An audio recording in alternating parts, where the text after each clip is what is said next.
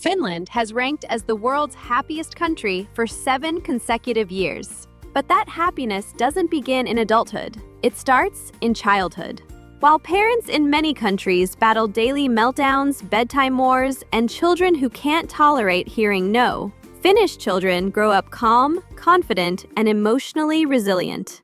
What are Finnish parents doing so differently? They're not using timeouts. They're not creating reward charts. They're not punishing misbehavior. Instead, they're applying principles so simple you'll wonder why nobody explained them before. Dr. Peter Gray, research professor at Boston College who studies play and child development, states, "Children in cultures that allow extensive free play and treat children as competent beings develop better emotional regulation and social skills than children raised with heavy adult control and structured activities." Today, we're examining 7 Finnish parenting principles that create calmer, more cooperative children without constant conflict, and how these approaches align with what developmental psychology tells us about how children actually learn to regulate emotions and behavior. The first principle seems almost too simple to matter, but research proves otherwise. Finnish children spend hours outside every single day, regardless of weather. Rain, snow, sunshine, or freezing temperatures, outdoor play isn't optional. It's woven into cultural expectations.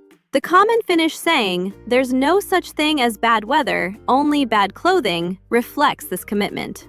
Research published in Environmental Health Perspectives shows that regular outdoor play directly reduces behavioral problems and improves emotional regulation in children. When kids move their bodies and connect with natural environments, they naturally release physical energy that would otherwise manifest as restlessness, aggression, or tantrums indoors. Time outside decreases stress hormones, including cortisol, and stabilizes mood through both physical exertion and exposure to natural light. The mechanism is straightforward. A physically tired child is a calmer child. Their body has discharged excess energy through movement, making it easier for their nervous system to settle.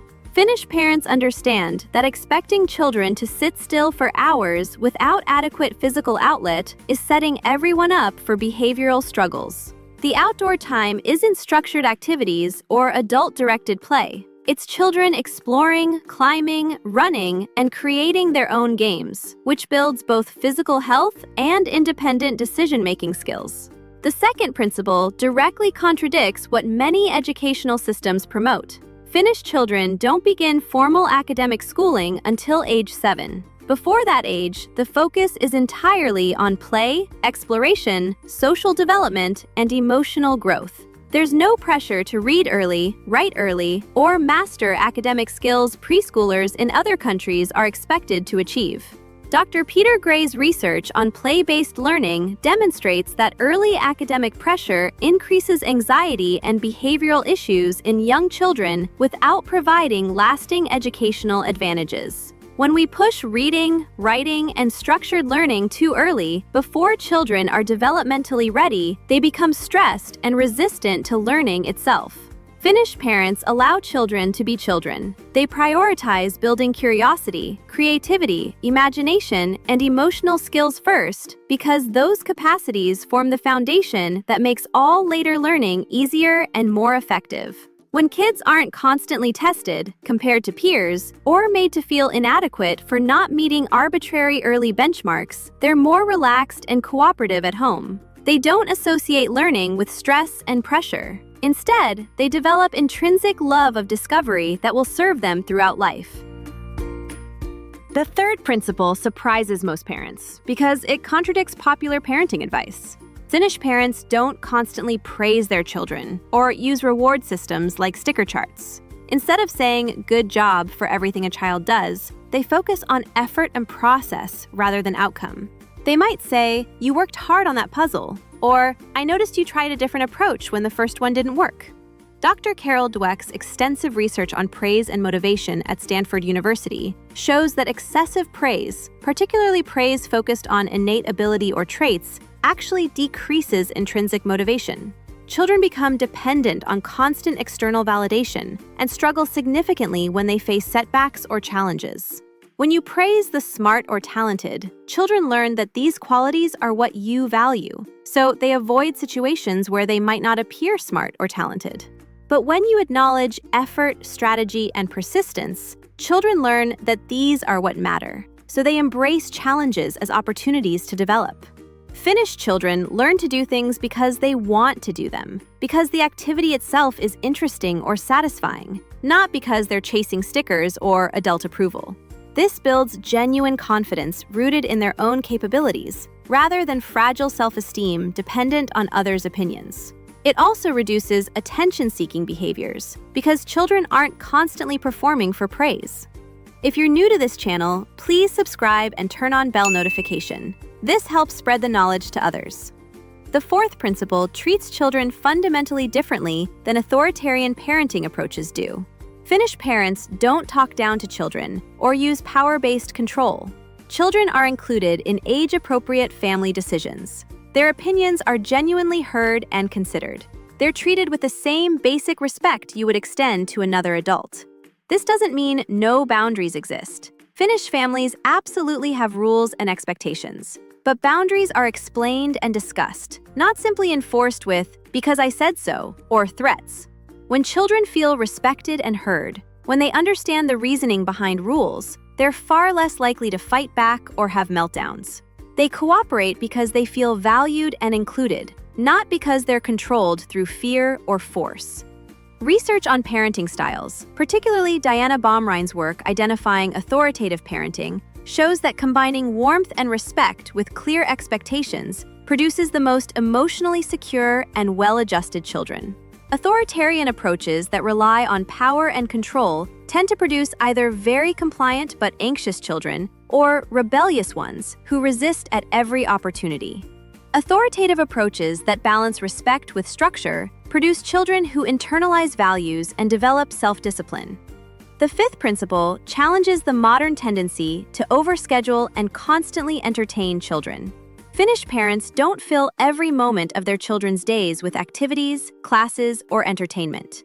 There are no packed schedules or pressure to keep children occupied every minute. Kids are allowed, even expected, to experience boredom. And research shows that boredom actually fosters creativity, problem-solving, and emotional resilience. Dr. Teresa Belton's research at the University of East Anglia on boredom and imagination demonstrates that children need unstructured time to develop creative thinking. When adults constantly provide entertainment or structured activities, children never learn to generate their own ideas or manage their own time. They become passive consumers, waiting for the next stimulation rather than active creators. When children learn to tolerate and navigate boredom, when they discover they can create their own fun and solve their own problems without constant adult intervention, they develop independence and self-regulation skills. This translates to fewer "I'm bored" meltdowns, and more children who can actually handle downtime, transitions, and waiting without falling apart emotionally. The sixth principle might be the most countercultural in societies that glorify busy schedules. Finnish culture values rest as much as activity. Children have consistent sleep schedules that are protected rigorously. Many families incorporate afternoon quiet time, even for older children. Evening routines are guarded from the creep of activities and obligations. Sleep research is unambiguous. Children who are well-rested have dramatically better emotional regulation, fewer tantrums, and improved behavior across all settings. The American Academy of Pediatrics emphasizes that inadequate sleep in children is linked to attention problems, behavioral issues, and difficulty managing emotions. But the Finnish approach to rest goes beyond just sleep. It's about building margin into daily life. There's time to simply be without rushing from one thing to the next. When children aren't chronically tired or overstimulated, they're naturally calmer and more cooperative. Their nervous systems have time to genuinely reset rather than operating in constant activation. The seventh principle represents perhaps the most significant departure from traditional discipline approaches. When Finnish children experience big emotions, parents don't send them to timeout to calm down alone. They don't punish the emotional expression. Instead, they stay present and help the child work through the feeling. This is called co-regulation. Dr. Dan Siegel's work on interpersonal neurobiology explains that the adult helps regulate the child's nervous system until the child develops the capacity to do it themselves. Brain development research is clear on this point. Children's prefrontal cortex, the brain region responsible for emotional regulation and impulse control, isn't fully developed until the mid-20s. Young children literally don't have the neurological capacity to calm themselves down when they're highly dysregulated. They need a calm, present adult to help their nervous system return to baseline. Timeouts and punishments don't teach regulation. They teach suppression of emotions and can actually increase shame. Finnish parents understand that emotions aren't the enemy. All feelings are valid and acceptable. Learning to handle them effectively is a skill that requires time, practice, and guidance. When parents stay calm and present during their child's emotional storms, they model regulation and provide the external support the child's brain needs to eventually internalize these skills. These 7 principles work together to create an environment where children feel respected, understood, and supported, rather than controlled, judged, or punished. The Finnish approach isn't about being permissive or having no expectations. It's about building internal motivation, emotional skills, and genuine confidence rather than relying on external control, rewards, or punishments that never teach children how to regulate themselves. You don't need to move to Finland to apply these ideas. Start with one principle this week. Commit to 30 minutes outside daily, regardless of weather. Replace good job with specific observations about effort. Include your child in one daily decision and truly listen to their perspective. Protect bedtime routines like they're sacred. The key isn't perfection. It's shifting from trying to control behavior to actively building emotional and self-regulation skills. Small, consistent changes create lasting transformation. Every child and family is different. What works in Finnish culture may need adaptation to your lifestyle, values, and child's unique temperament. But the core principles of respect, outdoor play, reduced pressure, and genuine skill building rather than punishment are universal truths about how children develop into capable, resilient humans. Calm parents raise calm kids, and it genuinely starts with us.